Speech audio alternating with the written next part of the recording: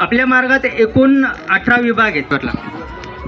तर बघा वास्तू किती महत्त्वाची असते आणि आपली समजा घर बांधल्यानंतर कमीत कमी 3 पिढी त्या घरात राहते. तर घर कसं असावं आणि घरात कोणत्या वस्तू असाव्या कोणत्या वस्तू नसाव्या याबद्दल मी थोडक्यात सांगणार आहे. आता बघा घरात कोणती वस्तू असावी, वस्तू यावरनं वास्तू हा शब्द तयार झाला आहे.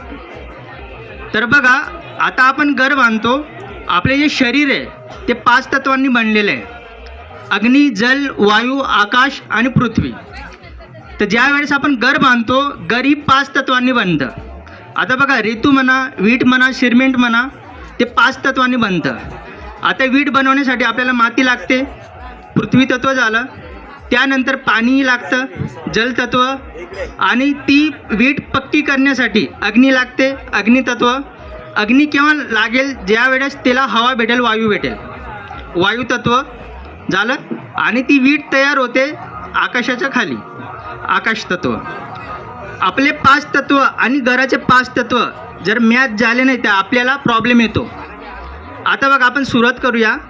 पूर्व दिशा मागची, पश्चिम दिशा ही दक्षिण, ही उत्तर. आता बघा परत उपदिशा आहेत. पूर्व आणि उत्तर ही जी मधली दिशा आहे ही ईशान्य आहे.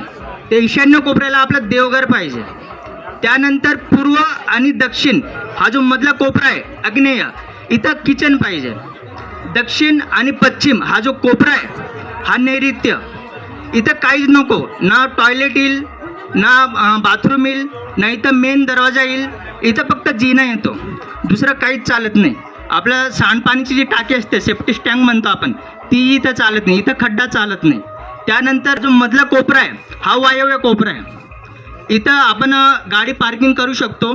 त्यानंतर जिनाही चालतो आणि त्यानंतर टॉयलेट बाथरूम दोघेही चालतील. आणि ही उत्तर दिशा आहे. उत्तर दिशा ही कुबेरची दिशा आहे, इथं जिना चालत नाही. त्यानंतर प्रवेशद्वार चालतो. आणि त्यानंतर आता बघा आज आपण प्लॉट किंवा फ्लॅट घेतो, आधी आपण जागा बघतो बरोबर. जागा किंवा प्लॉट घेण्याच्या आधी त्याचेही काही नियम आहेत. ती जागा कशी आहे, एक मिनिट थोडंसं. आपण आधी घर बांधण्याच्या आधी जागा घेतो बरोबर. आपण काय करतो माहिती आहे का, प्लॉट स्वस्त आहे, कॉलनी चांगली आहे म्हणून प्लॉट घेऊन टाकतो बरोबर. पण त्या जागेचा इतिहास आपल्याला माहीत नाही. आता समजा या जागेवर 100 वर्ष आधी काय झालं आपल्याला माहीत नाही. प्लॉट पडले, गली तयार झाली, फ्लॅट पडले आणि आपण घेऊन टाकलं. आता बघा कसं असतं माहिती आहे का, आता प्लॉट घेण्याच्या आधी समजा त्या जागेवर समजा एखाद्याचं खून झाला असेल, किंवा त्या जागेवर एखाद्याने आत्महत्या केली असेल, किंवा त्या जागेवर एखाद्याला दफन केलं असेल काही वर्ष आधी, तर ती जागा जर आपण घेतली, या त्या जागेवर आपण जर प्लॉट या घर बांधलं, तो प्रॉब्लेम आपल्याला येईल म्हणजे येईल. आता बघा प्लॉट घेण्यासाठी काही नियम आहेत. आधी माती परीक्षण करावं लागतं. तिथली माती थोडीशी चव घेऊन पाहिजे. थोडी आपली जर गोड लागली माती तर समजा ती जागा चांगली, थोडी कडू लागली तर समजा ती जागा वाईट आहे. त्यानंतर काही जागा अशा असतात त्या बाधित असतात. समजा वारंवार जर दक्षिणेला जर कुत्रं भुंकत असतील तर समजा ती जागा खराब आहे किंवा ते घर खराब आहे. आणि त्यानंतर वारंवार आपल्या घरात मध बसत असेल, मध, ती जागा ते घर खराब आहे हे समजावं. त्यानंतर वारंवार घरात जर साप येत असतील तर समजा ती जागा ते घर बाधित आहे समजावं. त्यानंतर वारंवार समजा दूध खराब होत असेल तर ती जागा खराब आहे, त्या बाधित आहे समजावं. तर आपल्याला बघा त्यावर एकच उपाय आहेत. काही पिरॅमिड आहेत, ती पिरॅमिड आपण ठेवू शकतो. आता बघा सुरुवातीला आपण जागा घेतली, सुरुवातीला आपण खोदकाम करतो बरोबर. खोदकाम करण्यासाठी आपली जर परिस्थिती असेल ते हे 9 कोपरे आहेत, 9 कोपऱ्यात आपण पिरॅमिड ठेवू शकतो. तर पिरॅमिड ठेवण्याच्या आधी आपण टाट घ्यावी, टाटावर आपली जी रक्षापुडी ती ठेवावी. त्यानंतर आपल्या सेवा केलेली जी हवनाची जी रक्षा आहे ती ठेवू शकतो. आणि त्यावर पिरॅमिड ठेवा आणि पिरॅमिड त्या टाटाला चिपवा फेविक्विकने. ते पिरॅमिड आणि सोबत असुली नारळ म्हणतो आपण, की जे ओलं नारळ असतं त्याला म्हणजे हत्यार लागलेलं नसेल असं नारळ. आता काही जे नारळ विकणारे असतात ते कापतात चाकूने, तसं नको, हाताने तोडून ठेवलेलं नारळ असावं.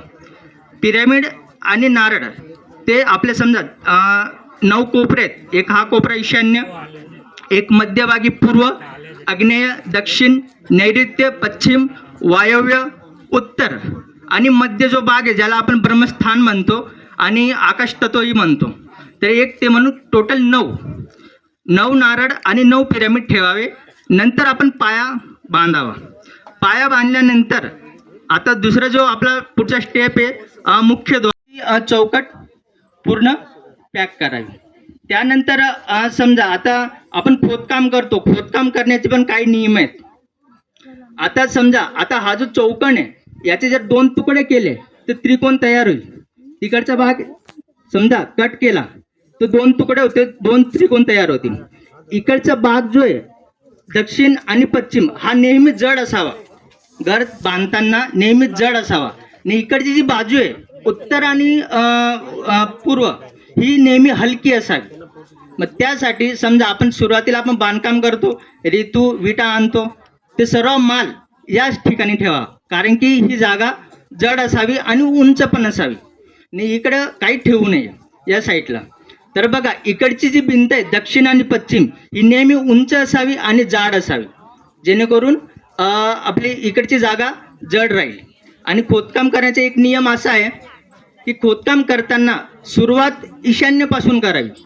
ईशान्य कोपऱ्यापासून तिथून खोदत खोदत आग्नेय कोपरा, त्यानंतर ईशान्येपासून खोदत खोदत वायव्य कोपरा, त्यानंतर वायव्यपासून दक्षिण